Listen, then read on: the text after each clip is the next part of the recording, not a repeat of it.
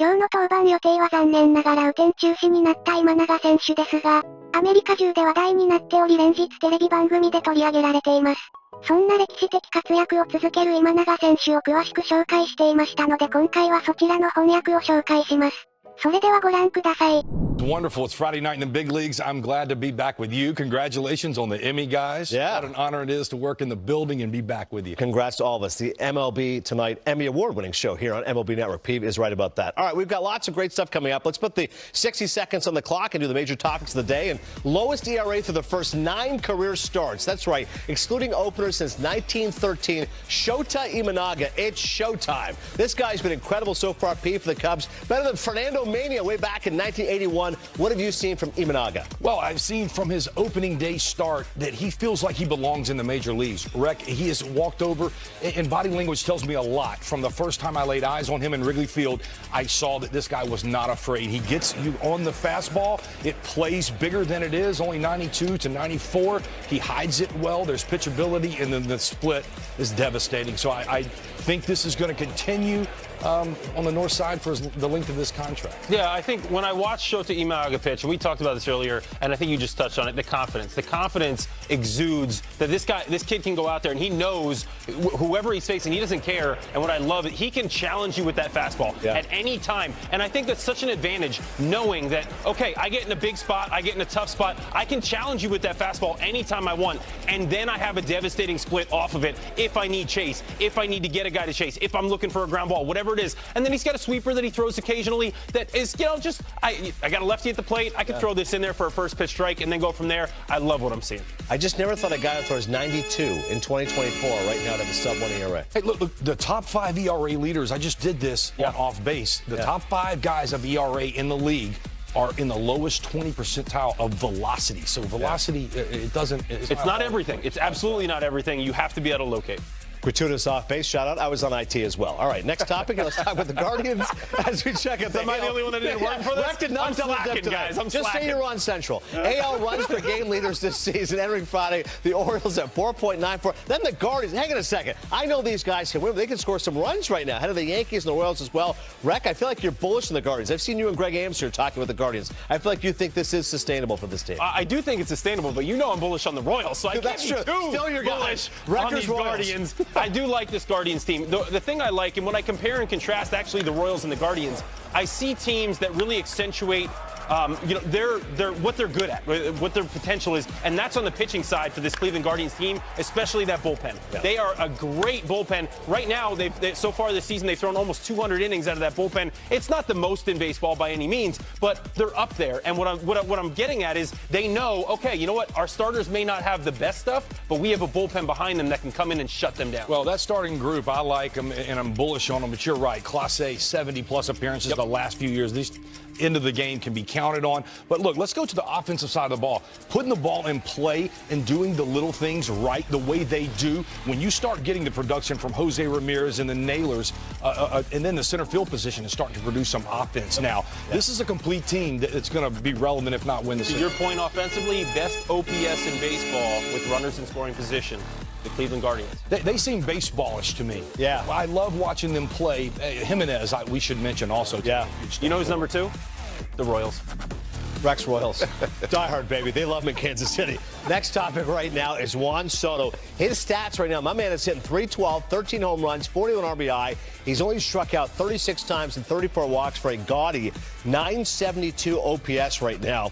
Here's my favorite stat, Pete. He had 41 homers and 125 RBI in 214 games of the Padres. Right now, he's on pace for 41 home runs and 120 RBI just in this one season. As he returns to San Diego, what do you expect out of Soto? Well, I expect him to keep doing what he's doing. This guy loves the limelight. The bigger the moment, the bigger the stage, he's ready to give it to the people and shine. This has just been a great personality fit for me in the Bronx. You know, he has certainly carried this team early on when Aaron Judge wasn't doing what he's doing now. We didn't even talk about it because of Juan Soto being on the Bronx. So what he's brought to Yankees has been significant. Look, I also think on the other side of things, San Diego, Michael King has got, some good starts under his belt, but the most innings, they used Thorpe to get Dylan Cease. So both sides win on this side. Yeah, absolutely. I think with this trade, I think both sides win. Going back to Soto, what I really love is he's embraced New York in a way that I think it emblemizes what we see when guys do come to New York and succeed. Guys who have a lot of confidence, but don't necessarily go out and talk a lot. They just let their game do the talking for them. To me, that's Juan Soto, and that's who he's been for this Yankee team. Yeah, there's been talk about the contract negotiations, and Hal Steinbrenner said, hey, we're kind of up against it. Yankees fans don't want to hear that. They want to hear Juan Soto's going to be in Pittsburgh for a long time. Much better ballpark to hit into is why there's no. Enjoy it right now. How about that? This pair, they're both healthy, they're both producing. Enjoy it right now. It's been a lot of fun right now if you're a Yankee fan. As we take a walk, good stuff at Apiv and Rec. It's our social media segment. Who is your AL MVP frontrunner? Once you get to Memorial Day weekend, you're a third of the way through this baseball season, so you can really accurately say the answer to this question. So we asked all of you on X, hashtag MLB Tonight. What are your responses? That's right, the Judge is here. Between these two, Judge and Soto. Soto was probably the frontrunner for the first month. Judge has had a monstrous May. He has a 1452 OPS in the month of May. That is astronomical. Other answers here for you. That's right, Sal Perez and the Rex Royals. Perez has been awesome, revitalized as one of the best catchers in the game. He's been that way for a long time, and his offensive numbers. And later in the show. We will talk about him later in the show. And King Tuck. For an Astros team which has not had the start that they envisioned, Kyle Tucker has been tremendous. He's been an outstanding player. He's gone to a different level. If you look at his OPS, his on-base, and his slugging, Tucker's been awesome. Any more responses, or is that it? We got one more here. Gunnar Henderson. You kidding me? Baltimore Orioles.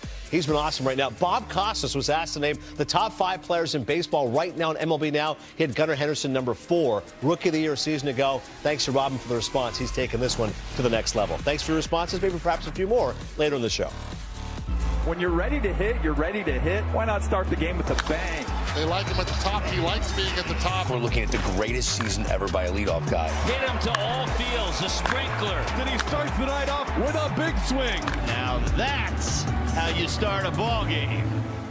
All right, time for a little bit of leading off as you get you set for the baseball action of the night. So one of the first things we want to look at here is Busch Stadium in the upper left, the Cubs and the Cardinals. And, Rec, this is one of the best rivalries in all of baseball. If you're in the Midwest, you know how great this is. Yeah. By the way, we'll have the game on here tonight. The great Joe Buck back in the booth. Him and Chip Carey together, which will be very cool. Of course, Jack Buck and Harry Carey, that lineage there with the Cardinals. Look forward to the game right here on our network. But in terms of this rivalry, Rec, Cubs have been good. Cardinals have been better recently. What do you expect tonight? Cardinals have been better recently. What I love is, look, I got to play for the Cubs a little bit in 2012. So this rivalry, getting to play in this is really fun. The fans show up, and it's a great time.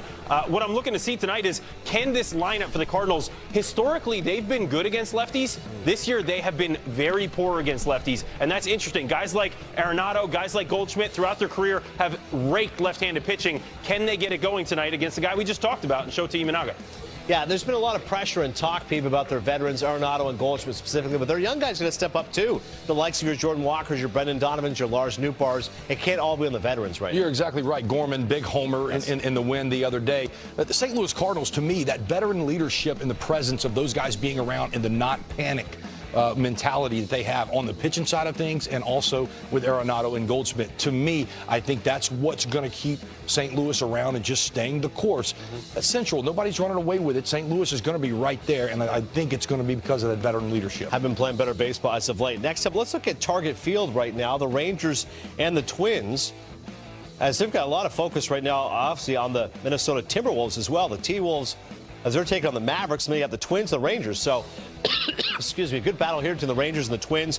As far as this matchup right now, Pete, what are you looking for? Well, I'm seeing two teams that really need to get going. This Texas team just got swept. The Minnesota team has been hot. They've been cold. Both teams have been kind of treading water. Who are you? Who's going to step up? When teams are going bad, I always look for the players. Corey Seager's starting to go. Getting him going is going to help. But again, this Bruce Bochy-led team I know is going to be there. I believe on the other side, Rocco Baldelli and those guys are going to be there in the end. Yeah, I think for me, when I look at this Texas Rangers team, they have some injury issues, right? Especially on the pitching side. Guys that haven't been with them all year so far and won't be with them still for another month or two. So it's really, can they hold down the fort right now? Can that offense start to pick up the slack? We haven't seen it yet from Seager. We haven't seen it yet from a number of the guys in that lineup. Can they get going? And from the Twins side, they've been healthy for the most part of the year. They need to really get it going. They need that pitching staff to dominate the way that they expected them to, that starting rotation. All right, next game as we continue leading off, let's check out Coors Field and the Phillies and the Rockies. And clearly Philadelphia has been loaded. Colorado has played better baseball as of late. I believe that's Chris Bryant throwing the cage. But Bretton Doyle, good guest on IT today. But as far as the Phillies are concerned, clearly, Pete, we saw them in spring training, man. They've got that mojo going. They're on pace for like 114 wins. Could be the best season ever in Phillies franchise history. You're exactly right. I've got to back up and go. That's the manager of the team, Buddy Black. Yes. Great left-hander, throwing bat in practice. I love this more than ever. Played with Buddy. Look at that. Manager of the team throwing batting practice. That doesn't happen every day. We got to recognize that. Yeah. But look, let's get back to the Phillies for a second. Chris Bryant, we hope he gets healthy. He's a huge part of that Colorado team. Yep. The Phillies, when we've matched the Phillies up against the Braves in the postseason, we've seen that, hold on a second, this Philly team can take down this Atlanta team. Yep. The Philadelphia Phillies, I know we just lost Trey Turner, but they have been at full strength now from the second half of last year on to this year. You're talking about last year when we're trying to compare them to the Braves and they're without Bryce Harper. You know what I mean? The Braves, those guys have played every day since Acuna's got back. When you start to pound for pound, the Philadelphia Phillies are every good as bit, if not better, with the pitching staff side of things than the Atlanta Braves, who we've talked about being the class. So to me, what you're seeing, yes, the schedule has helped them play good baseball and beat the teams they're supposed to beat. But pound for pound, find me a better team when you're talking about Boehm and Stott and these guys taking a step up. That's what it's about. Philly has stars. We know that. We've known that. That's why in the playoffs they've shown up. What they're doing right now throughout the course of 162 is all those other guys are showing up. Edmundo Sosa has come in since Turner went down. Dude's just hitting 300 and playing great defense. I mean, you can go up and down that lineup. JT Realmuto's been hot. Nick Castellanos is hot. It's crazy the way that they've been getting things done. They play really good defense. They run the bases well. And obviously their pitching is awesome. They've been hitting the ball out of the ballpark. They're doing everything. いかがでしたか？球のスピードだけが全てじゃないとアメリカに知らしめた今永選手かっこいいですね。このチャンネルは日本人メジャー選手に対する海外のインタビューなどの翻訳動画をご紹介いたします。ぜひ、チャンネル登録高評価よろしくお願いいたします。